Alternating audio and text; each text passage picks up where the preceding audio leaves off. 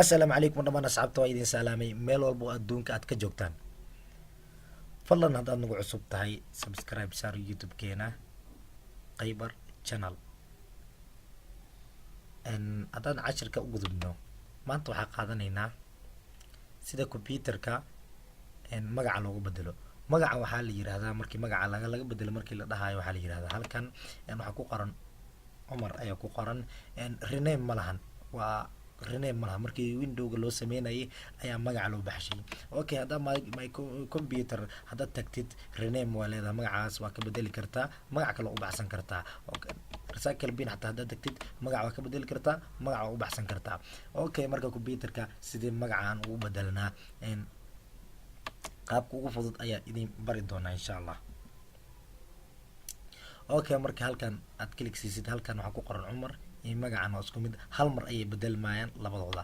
okay marka control panel ayaa laba click siinaysaa marka control panel soo furtid halkan ayaa click siinaysaa user accounts mar kale user accounts ayaa click siinaysaa.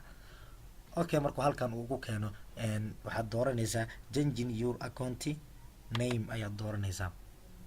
marka halkan markuu ku keeno wuxuu ku leeyahay new accounts name magaca cusub ayaad u bixinaysaa oo waxaa ku qoraynaa channelkeena magaciisa ayaa ku qoraynaa.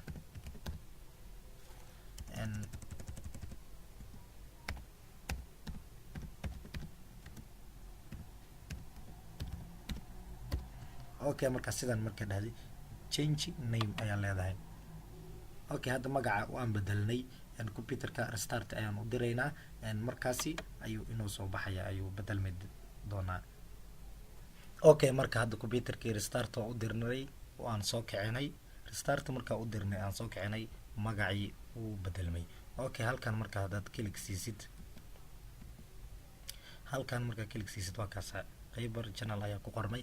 computerkaaga magaciisana sidaan ayaa u bedeli kartaa haddaad company kasoo gadatay computerkaaga oo magac kale ku qoran yahay waa u bixin kartaa magacaaga waa u bedeli kartaa qaabka hadda ana u bedelanay ayaad u bedeli kartaa adigana. fadlan haddaa video ka heshay like saar haddaad channelkeena ku cusub tahay subscribe wixii fikradina commentiga inoo usoo gudbi. السلام عليكم ورحمة الله وبركاته.